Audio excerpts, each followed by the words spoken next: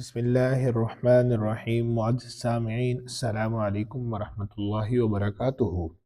ایسی جگہ سے مال کا مل جانا جہاں سے ملنے کا گمان نہ ہو۔ حضرت مقداد رضی اللہ تعالیٰ عنہ کی بیوی رضیبہ بنت زبیر رضی اللہ تعالیٰ عنہ فرماتی ہیں کہ لوگ 2 یا 3 دن کے بعد قضاء حاجت کے لیے جاتے تھے، کیونکہ کھانے کو ملتا نہیں تھا، اور جو کھانے کو ملتا تھا وہ ایسا خشک ہوتا تھا کہ اونٹ کی طرح مینگنی کیا کرتے تھے۔ ایک دن حضرت مقداد رضی اللہ تعالیٰ عنہ قضاء حاجت کے لیے گئے۔ بقیع الغرقد میں جبہ مقام پہ ایک بے آباد جگہ قضاء حاجت کے لیے بیٹھ گئے۔ اتنے میں ایک بڑا سا چوہا ایک دینار اپنے بل میں سے باہر لے کر آیا اور ان کے سامنے رکھ کر اپنے بل میں چلا گیا، اور ایک ایک دینار آتا رہا، یہاں تک کہ 17 دینار ہو گئے۔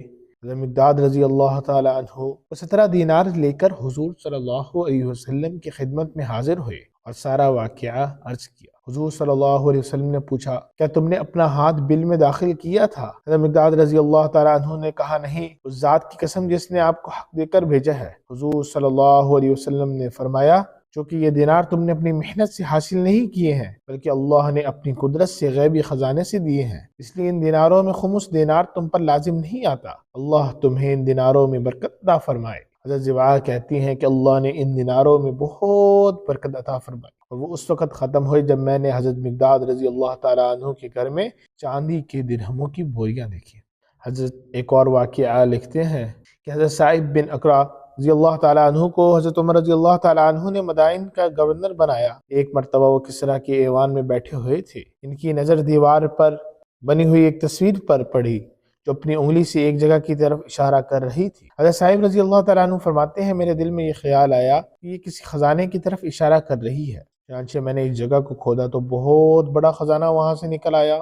میں نے خط لکھ کر حضرت عمر رضی اللہ تعالیٰ عنہ کو خزانہ ملنے کی خبر دی، اور یہ بھی لکھا کہ یہ خزانہ اللہ نے میری محنت سے مجھے دیا ہے، اس میں کسی مسلمان نے میری مدد نہیں کی، لہٰذا یہ خزانہ میرا ہونا چاہیے۔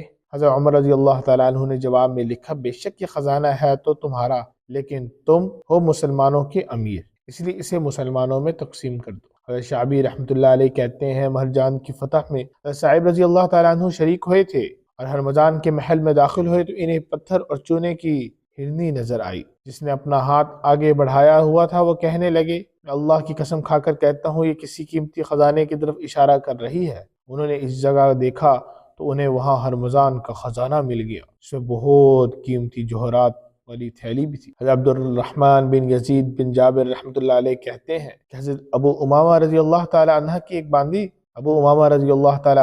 باندی جو کہ پہلے عیسائی تھی، انہوں نے مجھے یہ واقعہ بیان کیا کہ حضرت ابو امامہ کو دوسرے اوپر خرچ کرنا بہت پسند تھا، اور اس کے لیے مال جمع کیا کرتے تھے، اور کسی سائل کو خالی ہاتھ واپس نہیں کرتے تھے۔ کچھ نہ ہوتا تو ایک پیاز یا ایک کھجور یا کھانے کی کوئی چیز ہی دے دیتے تھے۔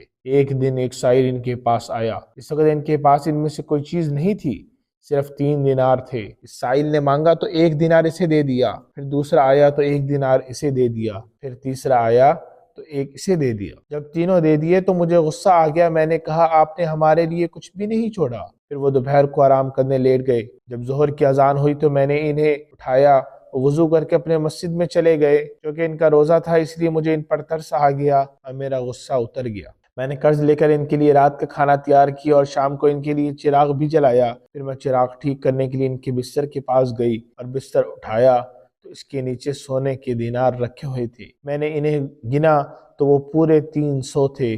میں نے کہا چونکہ اتنے دینار رکھے ہوئے تھے اس وجہ سے انہوں نے 3 دینار کی سخاوت کی ہے۔ پھر وہ عشاء کے بعد گھر واپس آئے تو دسترخوان اور چراغ دیکھ کر مسکرائے اور کہنے لگے، معلوم ہوتا ہے یہ سب کچھ اللہ کے ہاں سے آیا ہے، کیونکہ ان کا خیال تھا کہ گھر میں کچھ بھی نہیں تھا، اس لیے نہ کھانا ہوگا نہ چراغ۔ میں نے کھڑے ہو کر انہیں کھانا کھلایا، پھر میں نے کہا اللہ آپ پر رحم فرمائے، آپ اتنے سارے دینار یوں ہی چھوڑ گئے جہاں سے ان کے گم ہونے کا خطرہ تھا، تو مجھے بتایا بھی نہیں کہ اٹھا کر رکھ لیتی۔ کہنے لگے، کون سے دینار؟ میں تو کچھ بھی نہیں چھوڑ کر گیا۔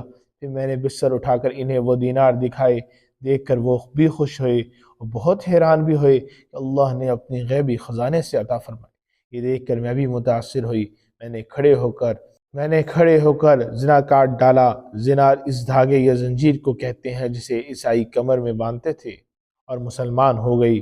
حضرت ابن جابر کہتے ہیں، میں نے اپنی اس باندی کو حمص کی مسجد میں دیکھا کہ وہ عورتوں کو قرآن، فرائض اور سنتیں سکھا رہی تھی اور دین کی باتیں سمجھا رہی تھی۔ معزز سامعین، اللہ رب العزت کی ذات قرآن پاک میں ارشاد فرماتے ہیں وَمَن يَتَّقِ اللَّهَ يَجْعَل لَّهُ مَخْرَجًا، کہ جو اللہ کے ساتھ تقوی اختیار کرتا ہے، اللہ سے ڈرتا ہے، تو اللہ اس کے لیے نکلنے کے راستے بناتے ہیں اور اس کو پھر رزق ایسی جگہ سے دیتے ہیں جہاں سے اس کا وَيَرْزُقْهُ مِنْ حَيْثُ لَا يَحْتَسِبُ، اس کا وہم و گمان بھی نہیں ہوتا۔ ان واقعات، صحابہ کے واقعات سے ہمیں یہ ملتا ہے کہ ہم اللہ کے ولی بن جائیں گے، اللہ کا تقوی اختیار کریں گے تو اللہ ایسے ہی ہماری بھی اپنی غیب کے خزانوں سے مدد فرمائیں گے۔ وآخر الدعوانا ان الحمد للہ رب العالمین۔